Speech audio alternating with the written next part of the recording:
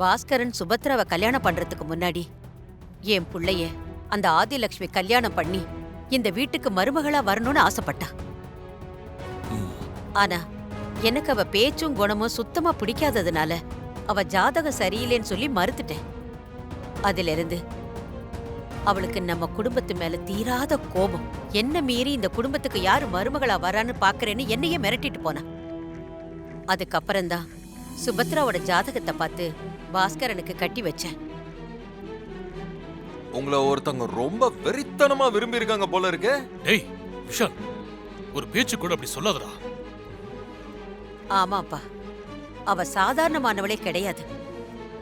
அவளுக்கு ஒண்ணு தேவைன்னா அதுக்காக அவ என்ன வேணாலும் பண்ணுவா. ரொம்ப மோசமானவ.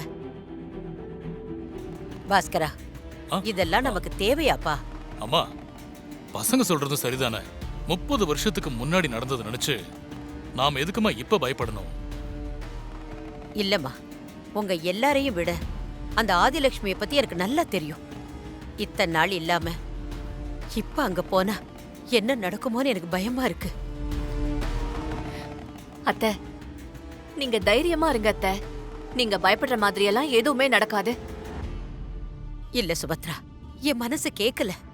30 வருஷத்துக்கு முன்னாடி இதே திருவிழாவில தான் நான் என் புள்ளைய இழந்தேன். அவன் என்னை விட்டு போனதுக்கு அப்புறம் அந்த பாழா போன ஊர் நினைப்பு வேணான்னு தான் நான் அங்க போறதும் இல்ல, அத பத்தி பேசுறதும் இல்ல.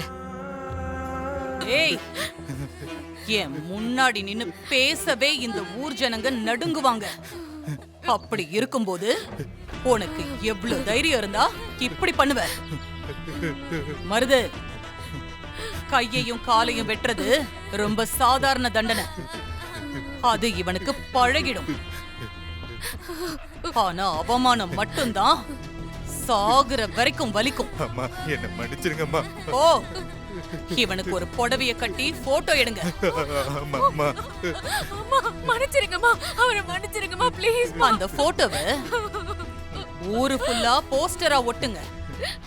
இதே கோலத்துல இவன் குடும்பத்தோட ஊர்வலமா போகணும். இவ்வளவு யோசிக்கிற நீ எப்படிக்கா இந்த வருஷம் ராவண திருவிழாவை அந்த பாஸ்கரன் குடும்பம் பண்றதுக்கு சம்மதிச்ச? சம்மதிச்சுனா நானா? இந்த ஊர்க்காரங்க தான் என்ன தப்பா புரிஞ்சிட்டு இருக்காங்கன்னா நீயுமாடா? அந்த பாஸ்கரன் என்ன கல்யாணம் பண்ணிக்க மாட்டேன்னு சொல்லி அந்த வேலைக்காரி சுபத்ராவை கல்யாணம் பண்ணிக்கிட்டது எனக்கு எவ்வளோ பெரிய அவமானம் தெரியுமா? அந்த அவமானத்தை நான் சரி பண்ணணும்னா அதுக்கு அந்த குடும்பம் இங்க வரணும். 30 வருஷம் கழிச்சு இப்பதான் எனக்கு அந்த வாய்ப்பு கிடைச்சிருக்கு. வரட்டும். இந்த ஊர் கொடுக்கிற மரியாதை யாருக்குன்னு அந்த பாஸ்கரன் குடும்பமும் இங்க வந்து கண்ணால பாக்கட்டும். அப்போ இந்த திருவிழா ஊர்க்காரங்களுக்கு கிடையாது, நமக்கு தான். சரியாக்கா? ஆமாண்டா.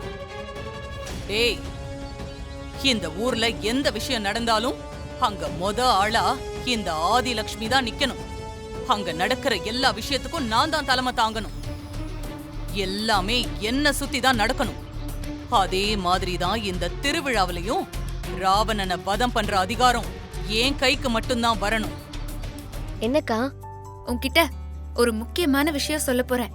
முக்கியமான விஷயமா? என்னக்கா அது? நம்ம எல்லாருமே நாளைக்கு காலையில ஃப்ளைட்ல கோசமங்கலம் போறோம். கோசமங்கலமா? திரும்பவும் ஒரு பூஜையா?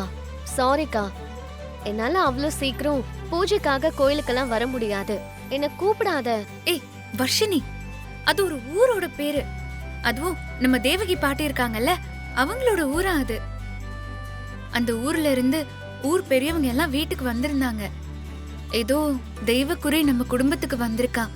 அதனால இந்த முறை ராமநவமி அப்ப வர ராவண வதத்தை நம்ம தான் பண்ணணும்னு கூப்பிட்டுருக்காங்க. என்ன பண்ண போற ஸ்ரீஜா? என்ன பண்ண போறோம்னு அங்க போனதுக்கு அப்புறம் நான் சொல்றேன். ஆனா ஒண்ணு, இங்க இருந்து நம்ம எல்லாரும் ஒன்னதானே போறோம். ஆமா, அதுக்கு என்ன? ஆனா திரும்பி சென்னைக்கு வரும்போது அந்த இசையோட வரவே கூடாது. அவ அங்கே ஒழியணும். அந்த பழி ஆதிலட்சுமி மேல விழணும். அதுக்கு என்னெல்லாம் பண்ணணுமோ நம்ம பக்காவா பிளான் பண்ணுவோம்.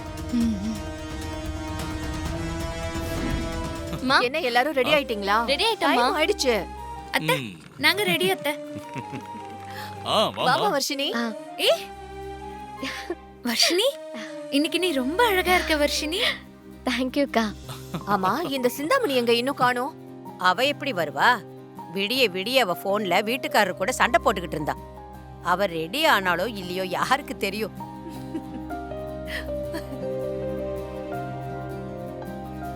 ம். அம்மா, அது எப்படிம்மா? நான் சாதாரணமா கூப்பிட்டா கூட எனக்கு வயசாயிடுச்சு காது கேட்காதுன்னு சொல்ற ஆளு, ஆனா ஓ ரூம்ல இருந்து 4 ரூம் தள்ளி ரூம் இருக்கு. நான் அங்கிருந்து பேசுறது உனக்கு கேக்குதாக்கும்? அடி பிரதர்ஷனம் பண்ண போறியா? அதுவும் கன்சீவா இருக்கிற இந்த நேரத்துல? அதெல்லாம் வேண்டாம் இசை. அத்தை ப்ளீஸ் அத்தை, நான் வர்ஷினிக்காக வேண்டிக்கிட்டேன். நான் தான் அசோக் கூட வர்ஷினிக்கு கல்யாணம் பண்ணலான்னு சொல்லிட்டல. அப்புறம் என்ன இசை உனக்கு? நீங்க சொன்னதுல எனக்கு எந்த சந்தேகமும் இல்ல அத்தை. என்னமோ வர்ஷினிக்காக இந்த வேண்டுதலை பண்ணணும்னு தோணுது அத்தை, அதான். இல்ல இசை, இப்ப நீ வெறும் ஆள் கிடையாது. அதான் நான் யோசிக்கிறேன் இசை. இல்லாத ஒண்ணு யோசிக்கிறதே உங்களுக்கு வேலையா போச்சு. ப்ளீஸ் அத்தை, நான் வர்ஷினிக்காக வேண்டிக்கிட்டேன். ப்ளீஸ் அத்தை. சுபத்ரா, இசை அவ மனசுப்படி வேண்டுதலை பண்ணட்டும். அவளுக்கு ஒண்ணும் ஆகாது. இசை, எதுவா இருந்தாலும் பார்த்து பண்ணணுமா? சரியா? சரிங்க அத்தை, நான் பாத்துக்கிறேன். சரிங்க அத்தை, கிளம்பல வாங்க. ஆ. சுபத்ரா, நான் அசோக்கோட இங்கேயே இருந்துக்கிறேன். நீங்க எல்லாரும் போயிட்டு வாங்க. என்ன அத்தை, நீங்க இல்லாம எப்படி? சுபத்ரா, நாமளே போயிட்டு ஒரே நாள்ல திரும்ப போறோம். இதுக்கு எதுக்கு அம்மா வரணும்? அவங்க எங்கேயே இருக்கட்டும். சரிங்க ம். சரிங்க அத்தை, இவர் சொல்றதும் சரிதான். நாங்க போயிட்டு வரோம். என்ன ஆசீர்வாதம் பண்ணுங்க அத்தை. நல்லபடியா போயிட்டு வாமா. வா கிளம்பலாம்.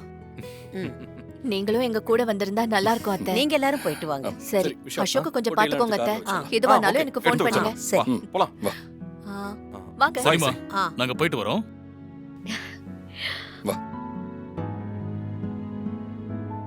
போலாமா? பாய். சரி, பாய் வாமா. பாட்டி. போலாம், சரி, போலாம், போயிட்டு பாய். வரோம். போலாம். பாத்தீங்களாக்கா, பார்வையிலே அவங்க பதில் பேசிட்டு பேக் எடுத்துட்டு போறத இந்த திருவிழாவுல வச்சு வர்ஷினிக்கு ஒரு முடிவு கட்டணும்.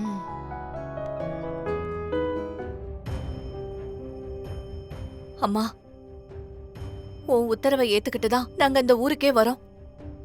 இசை கர்ப்பமா இருக்கா. அவ வயித்துல வளர்ற உயிருக்கும் எங்க குடும்பத்துக்கும் நீதாம்மா துணையா இருக்கணும்.